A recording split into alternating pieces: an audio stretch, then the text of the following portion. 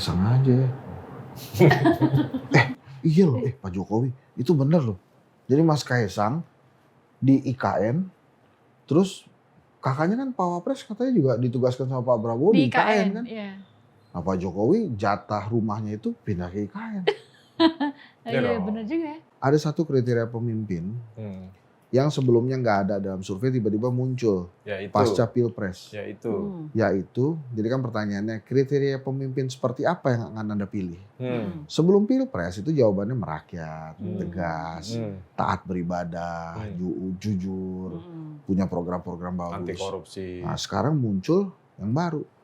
Saya akan memilih pemimpin yang memberi hadiah. Giveaway. Nah, dulu ini kan pertanyaan sebenarnya serius apa bicara? Serius gue. Serius.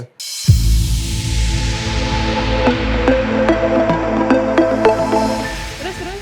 Ya gitu. Jadi maksud gue orang-orang itu yang kualitas nomor satu nih ya, males gitu maju ke pilkada. Jadi akhirnya, jadi yang sure banget itu suara paling banyak. Kemudian niat banget maju pilkada meninggalkan DPR tuh, yang gue tahu tuh cuma Airin.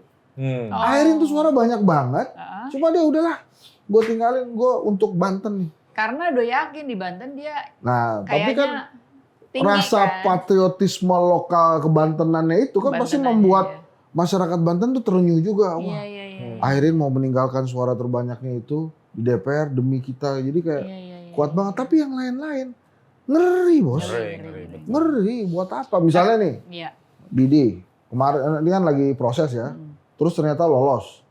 PDI Perjuangan memberikan surat tugas, dia maju aja lah di Magelang misalnya, atau di Kebumen gitu. Kandang lu mana sih kemarin? Di Jawa Tengah. Iya di mana Jawa Tengahnya? Semarang, maju aja gantiin Endardi gitu kan? Kendal. Nah itu si Dito dulu. Diko mau maju di Semarang. Kan kosong berarti kan? Lo dikasih surat tugas tuh, maju di. Mikir juga tuh. Tapi gue gak tau dia duitnya banyak ya. Kalau yang duitnya banyak gak masalah. Nah itu kan komisaris. Iya. Apaan sih? Udah enggak? 2 periode. Lanjut. Iya. Baru gue pengen nyebut tuh. Kan TNTM-nya gue denger gede tuh. Nggak tuh, kalau lu sendiri ya, ditugasin nih. DPR ternyata MK lu lolos. Sebagai petugas partai harus patuh tegak lurus pada perintah partai. Tapi dengan resiko kalah? Gimana? Kan ibaratnya ya udah. Merindukan apa namanya? Pungguk merindukan bulan. Di bulan. Apa namanya? Punai di tangan dilepas. Iya, punai di tangan dilepas. Tapi ya resiko perjuangan dalam politik itu kan banyak yang seperti itu. Banyak yang seperti itu. Kayak Mas Sandi melepaskan wagubnya, maju di Pilpres 2019. Kalau Mas Sandi sih emang kita nggak ngerti ya maunya apa ya, betul. Udah jadi dia wagub, lepas. Dia lepas, terus kan, ya gitu. Jadinya resiko-resiko perjuangan dalam politik itu kadang-kadang nggak masuk akal. Kadang-kadang nggak bisa diterima nalar yang normal. Jadi lo kalau dikasih tugas, maju Kendal maju lo ya? Maju. Oke juga lo men. Iya, oke karena nih. petugas Pak Hasto, partai. tolong didengarkan. Langsung keluarkan rekomendasi. Petugas partai harus tegak lurus perintah partai. Kendal belum pernah ada bupati perempuan loh. Belum pernah. Udah ada. Belum pernah. Dulu jadi suaminya bupati yang sebelumnya meninggal, istrinya yang gantikan. Tapi istrinya maju menggantikan. Kendal itu ada iklannya tuh ya. Acara TV ya? Apaan? Kendal deh. Bukan itu, Kendal Yastako. Terus Jawa Tengah, pilkada Jawa Tengah. Jawa Tengah itu, yaitu katanya Kaisang tuh akan ke sana. Jadi gini, kalau Anies maju dan Anies nggak mau, misalnya akhirnya Anies tuh dapat tiket dari PDI Perjuangan dan PKS. For some reason akhirnya minyak sama air itu bersatu lah ya. Anies dapat nih misalnya sama siapa, Andika atau Bang Rano mungkin. Nah, gue nggak yakin dipaksain tuh Kaisang ke Jakarta, karena hitung-hitungan kertasnya kalah. Jadi akhirnya dibuang pasti dia ke Jawa Tengah. Nah di Jawa Tengah kan ada anak buah bapaknya tuh, Pak Lutfi. Jadi wakilnya Pak Lutfi gitu ya. Kalau jadi wakilnya Pak Lutfi masih nggak apa-apa Pak Lutfinya. Tapi jangan sampai gara-gara ada Kaisangnya jadi gubernur. Waduh. Kan ini kan ketum-ketum parpol kan masih pengen nyenengin Pak Jokowi ya. Iya benar. Jadi saya mendukung Mas Kaisang jadi gubernur. Nah kan kasihan juga Pak Lutfi. Pak Lutfi udah di mana-mana spanduknya. Lalu Gerindra nggak masuk dalam koalisi itu. Iya. Karena dia punya calon sendiri. PDI Perjuangan kayaknya mau mencalonkan Mas Hendy ya. Iya, tapi masih kecil itu. Mas Hendy masih kalah ya sama Pak Lutfi ya? Masih jauh. Oh, jauh ya. Karena levelnya Semarang ya. Iya. Bukan itu juga, nggak ada yang sedikit orang kan yang tahu kalau dia Hendy. Iya. Nama aslinya kan bukan Hendy kan? Iya. Hendrar Priyadi itu makanya. Nah itu kalau Jawa Tengah emang masih abu-abu juga nih kira-kira siapa. Sementara di Jawa Timur itu sudah pasti Khofifah. Tapi gue dengar PDI Perjuangan mempersiapkan Risma dan Kiai Marzuki. Oh ya? Lu bukan yang kader. Gue nanya lu, oh iya. Karena kalau yang masih dibicarakan di internal partai belum boleh keluar informasinya, bro. Gitu. Iya, bro. Itu katanya Bu Risma tuh yang akan didorong sama Pak Marzuki. Jadi PDI Perjuangan PKB kalau gue nggak salah tuh. PKB ya. Kalau itu Taj Yassin? Nah, itulah sebetulnya katanya yang digadang-gadang sebagai calon wakil gubernurnya Mas Kaisang. Iya. Jadi Kaisang Taj Yassin. Jadi Pak Lutfi bye-bye. Iya. Pak Lutfi bye-bye. Kasian juga tuh. Kasian lah. Tapi kalau gue jadi Pak Lutfi dia cari partai lain. Bisa jadi ketua ininya, ketua apa? Ketua tim sukses. TKD-nya. Ah nggak seru lah. Nggak seru ya? Nggak seru, ntar jadi Menteri BUMN. Iya.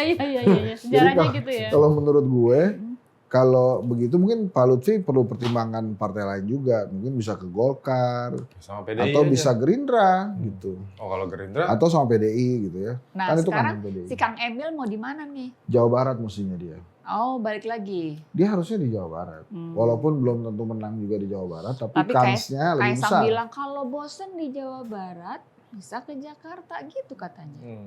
Kata Kaisang iya. Sebagai ketua umum PSI. Kang Emil ya. Iya. Terus kira-kira Kang Emil jawab apa tuh? Lu aja paling gitu. Lu aja kali masa gue gitu. Iya. Itu atau masih ada tempat buat Kang Emil kan di IKN. Ketua otorita IKN. Itu Mas Kaisang aja. Iya loh, Pak Jokowi itu bener loh. Jadi Mas Kaisang di IKN, terus kakaknya kan Pak Wapres katanya juga ditugaskan sama Pak Prabowo di IKN kan. Iya. Nah Pak Jokowi jatah rumahnya itu pindah ke IKN. Iya bener juga ya. Canggih lah. Jadi membangun IKN kalau di bersama. manajemen waktu itu apa namanya walk the talk. Gue tinggal nih di IKN, lu mau ikut gue nggak? Iya bener. Lumayan, kasih contoh ya, kasih contoh. Masih murah sekarang, 400.000 per meter. Really? Iya kan kemarin Pak Jokowi yang jualan tuh. Iya. Nanti Senin harga naik. Yang 190 tahun itu gimana sih dia sebetulnya kan gini, tesis dia waktu itu tentang begitu-begituan tuh perumahan. Jadi emang properti. Jadi kita cocok tuh. Itu gimana sih sebetulnya 190 tahun tuh? Kenapa sampai senekat itu negara ini ya? Tunggu. Kita punya pengalaman Hong Kong dipinjemin Cina ke Inggris berapa tahun tuh? 90 tahun kalau nggak salah ya. Iya lama juga sih. Iya nggak nyampe 100 tahun tuh. Terus kita 190 ini dua kalinya Hong Kong berarti ya? Gimana tuh Di?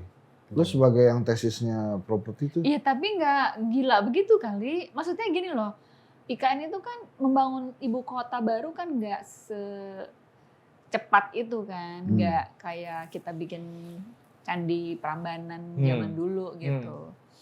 Nah ini kan memang Pak Prabowo tuh justru sekarang fokusnya katanya di beberapa statement beliau kan udah nggak fokus lagi ke IKN. IKN ya udah deh karena budgetnya besar, sementara kan masih tergantung sama APBN. Belum ada investor dan investor nggak akan masuk juga kalau kota ini belum jadi. Ya kan? Sekarang investor misalnya mau jualan rumah, misalnya apa Agung Sedayu atau apa gitu mau jualan rumah di IKN, tapi di sana belum ada penghuninya, mau jualan nama siapa? Masih banyak buaya. Tapi emang itu ya. Kalau kita lihat sejarah-sejarah dunia, membangun ibu kota itu syaratnya dua. Yang pertama, ada sumber air, ada jalur transportasi. Dua hal ini diwakili dengan yang namanya sungai. Nah di IKN nggak ada sungainya. Jadi kalau kemudian waktu Pak Jokowi bilang, airnya udah siap belum? Gue kan mikir ya, itu berarti air emang loh di sana. Ya makanya berarti emang kagak ada airnya kan kalau ada. Sebenarnya kalau ada air itu kan bor keluar air. Air payau. Ini kan rawa. Air payau bro. Nah makanya kalau tidak ada sungai seperti Jakarta. negara-negara lain membuat ibu kota, ya emang susah jadi. Iya memang. Jadi ibu kota kan Jakarta Kayak ada, Air bakunya Ciliwung, nggak ada ya. Paris ada, Washington ada, London ada, Mesir ada. Memang begitu semua rata-rata. Iya. Jadi gimana? Jadi Telepon Pak gimana? Jokowi nggak, kan lu dulu punya telepon langsung. Sekarang nggak diangkat ya Pak Jokowi. Sekarang Pak Jokowi bilang, lo nggak dukung Gibran sih gitu katanya. Oh, Jadinya Pak Jokowi udah nggak mau lagi kenal sama aku. lu jawab dong ya. Pak Jokowi juga ngajuin Gibran. Coba yang lain kita dukung gitu. Pak Jokowi udah nggak mau kenal sama aku karena aku nggak dukung anaknya.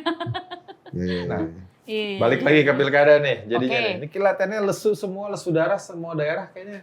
Jadi sebenarnya yang di teori-teori yang dibilang Jokowi efek di pemilu kemarin, ini akan berlaku nggak sih di pilkada, Bang Henry? kalau gua ngelihatnya untuk beberapa tempat iya. Jadi Misalnya Sumatera Utara. Sumatera Utara. Nah, mungkin kekuatan Pak Jokowi dikirimkan Jokowi ke sana semua tuh. Iya dikirim ke sana semua kali itu. Jadi kan kekuatan Jokowi itu kan dari yang terlihat sampai yang tidak terlihat. Gitu. Bukan Jokowi efek dong kalau kayak gitu namanya. Apa itu namanya?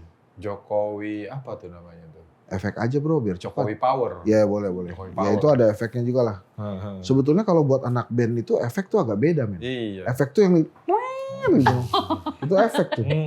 Jadi ini Terus, kita lihat pakai perspektif mana nih? Iya. Ngomongin efek Jokowi itu. Perspektif anak band deh. Nah enggak bisa, jangan berisik soalnya.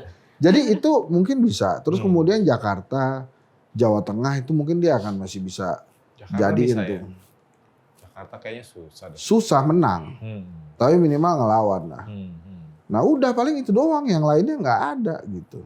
Berarti 3 itu dong. Berarti masa kita fokus pilkada cuma difokuskan pada 3 daerah itu? Iya itu Jokowi maunya 3 daerah, men. Yang lain kita fokus-fokus ke yang lain. Aja kayak tadi misalnya Didi maju di Kendal, kita bantu Didi lah maju di Kendal sana. Biar menang nih. Aduh. Nah ini kan pertama Apalagi? kali nih, menurut riset ya, sebenarnya masyarakat seneng nggak sih pilkada serentak begini? Gua Paling nggak- nggak lembaga survei deh. Lembaga survei kayaknya nggak seneng kalau pilkada enggak, serentak. abis itu kan kosong. Iya.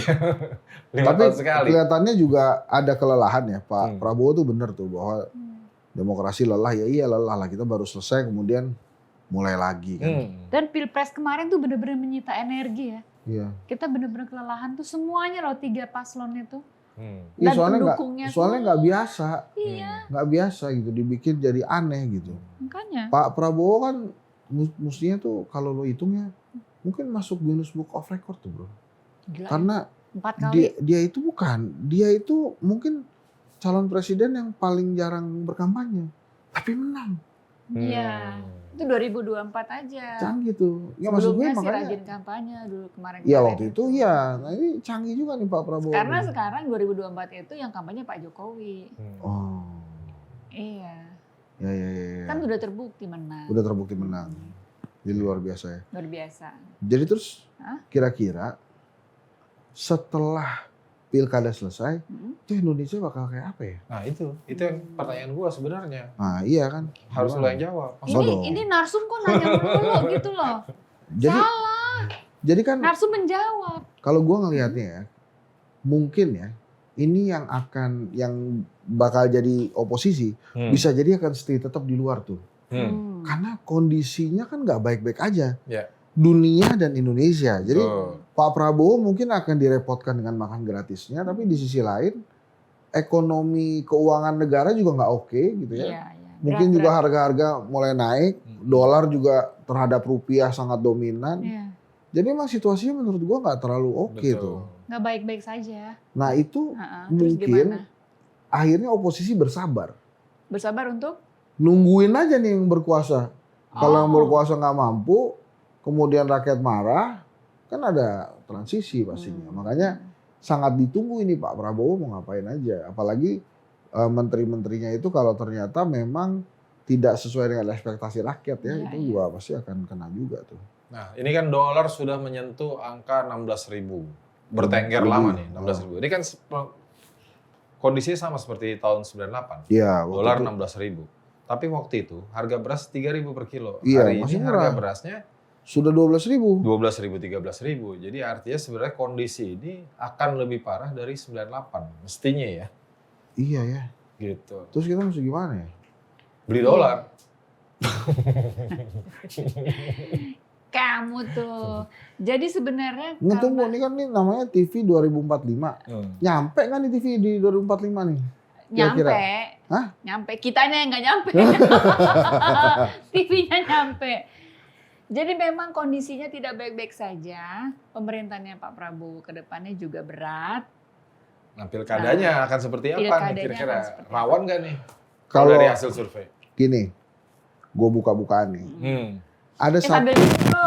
Aus bro. Oh iya. Iya. Dari tadi belum minum. Ada satu kriteria pemimpin yang sebelumnya nggak ada dalam survei tiba-tiba muncul Yaitu. pasca pilpres. Yaitu. Yaitu, jadi kan pertanyaannya kriteria pemimpin seperti apa yang akan Anda pilih? Hmm. Sebelum pilpres itu jawabannya merakyat, tegas, Hmm. taat beribadah, jujur, punya program-program bagus. Anti korupsi. Nah, sekarang muncul yang baru. Saya akan memilih pemimpin yang memberi hadiah. Oh. Giveaway. Nah, dulu ini kan pertanyaan Ini sebenarnya serius apa bicara? serius gue. Serius? Memberi hadiah. Jadi Memberi benar-benar hadiah. pragmatis banget dong. Iya, dulu ini Voters ada nggak zaman tentang sekarang. money politics? Ada, tapi beda Nggak pertanyaan. diungkapkan. Beda pertanyaan. Iya, iya. Slide-nya berbeda, tidak masuk di slide kriteria pemimpin. Nah, begitu masuk kriteria pemimpin yang akan dipilih yang memberi hadiah, ya ini masyarakat semakin terbuka terhadap hadiah-hadiah itu. Artinya ada pengalaman estetis yang dirasakan masyarakat Ya. di pemilu sebelumnya. Betul. Bahwa dia menerima hadiah dari calon yang Yang ikut kontestasi. Gitu Jadi mungkin menurutnya akhirnya benar juga pendapat orang-orang bahwa ya udah gue terima sekarang aja, ntar kan dia juga lupa sama gue. Nah, yang begitu-begitu itu menurut gue sebagai politik. sebuah bangsa itu menyedihkan. Dan biaya politik jadi makin tinggi. Jadi makin tinggi. Yang nggak punya duit nggak bakal bisa. Ya. Gitu ya. Dan imbasnya kan ya ke rakyat semua. Walaupun lo dapat 300.000, 400.000 gitu ya. Betul, betul. Tapi kalau pajaknya dinaikin ya jadi repot juga. Gitu. Nah ini kan menjadi ironi ya. Di awal kemunculan terpilih sebagai presiden terpilih, majalah Time tuh kan bikin New cover. New Hope. Ya. Nah sekarang justru di akhir nggak ada hope nih. Hopeless nih jadinya. Ya. Bener nggak gitu kira-kira? Itu kan sebetulnya diedit men, kepotong. Aslinya kan Hopeng itu. Oh gitu. New Hope ya? New Hopeng. Itu lo makanya kalau baca tuh perlu ada pemikirannya agak luas gitu ya. Jadi ya Time edisi China tuh kayaknya. Iya. New Hope jadi ya emang itu dia Hopeng baru buat orang-orang itu, buat oligarki itu. Ya Ternyata ya. kalau sekarang dianggapnya hopeless ya kita tuh kayak ya udahlah. Orang Indonesia kan baik ya, Pak Jokowi juga tahu orang Indonesia baik. Pasti dimaafin lah. Kita tuh kayak punya perjanjian bahwa mantan presiden tuh nggak akan diapa-apain. Iya sih. Iya. Gitu. Asal nggak cawe-cawe setelah pensiun. Dia mau cawe-cawe lagi ya? Dan memang karakter orang Indonesia kan gitu kan. Lebih baik minta maaf daripada minta Minta izin. izin. Kan? Iya. Jadi Nah itu dia tuh. Makanya gue tuh berkali-kali bilang, gue berdoa semoga pada saat kita pilpres kemarin dan Pak Prabowo terpilih, dia benar-benar terpilih sebagai presiden ke-8. Bukan terpilih sebagai 7,5. extension dari presiden ke-7. 7,5 jadi. Iya, jadi kalau extension presiden ke-7 ya dia ngelanjutin ini doang. Dan terus apa-apa tanya Pak Jokowi gitu. Tapi karakternya Pak Prabowo nih, nanti setelah dilantik 20 Oktober, terus Pak Jokowi pensiun, purna tugas, kira-kira Pak Jokowi masih bisa cawe-cawe nggak dengan semua polisinya Pak Prabowo? Karakternya Pak Prabowo itu mau nggak dia diintervensi sama mantan presiden? Mungkin akan bulan madu ya, 6 bulanan ya. Tapi kita bisa lihat begini sih. Ini Anies nih ya. Kalau tiba-tiba Anies bisa maju di Pilkada Jakarta, itu kita mesti telaah tuh. Dia itu dapat jalan dari Jokowi atau dapat jalan dari Prabowo. Gitu. Dan sangat mungkin dia dapat jalannya dari Jokowi. Kenapa? Karena Gara-gara itu ya, 11 out of 10 itu ya? bukan juga, tapi karena 11 out of 100. Tapi karena dia nggak pengen Prabowo gede sendiri tanpa pesaing. Dia kan melakukan hal-hal yang begitulah ya ke Kiai Ma'ruf. Kiai Ma'ruf sebagai wakil presiden tuh cuma ditaruh fotonya aja di samping dia gitu kan. Sama suruh berdoa. Nah, tapi mungkin dia nanya kabarnya juga, Pak Ma'ruf udah makan belum? Gua rasa nggak pernah, gitu ya. Nah mungkin dia karena dia pernah begitu ke orang, dia khawatir juga tuh. Wah, anak gua ntar digituin juga tuh. Mana Garuda nengoknya ke kanan doang lagi kan. Jadi ya udah tuh makanya, wah gua mesti punya orang yang bisa menyaingi Pak Prabowo. Dan nggak mungkin Ganjar orangnya kan. Jadi ya sangat mungkin Anies. Jadi kalau tiba-tiba Anies muncul, ya itu yang memblessing Pak Jokowi sebagai penguasa pendaftaran kan. Gitu. Panitia pendaftaran. Iya, panitia pendaftaran itu kan Pak Jokowi. Jadi gua ngeliatnya kalau Anies sampai maju tuh kita mesti kritis tuh. Ini yang ngasih dia tiket nih siapa ya? Gitu. Terus jadi kenapa? artinya boleh dibilang pilkada serentak yang pertama kali dilakukan ini akan jadi ajang pembuktiannya. Apakah rejim Prabowo akan berdiri atau masih rejim Jokowi ini? Kira-kira gitu ya? Iya bisa begitu dan kemudian terutama di 3 provinsi tadi ya? 3 provinsi tadi. Sumut, Jateng, dan DKI. Dan Jakarta. Kita juga akan melihat apakah partai politik bisa kembali sebagai partai politik. Bukan jadi ya itu IO.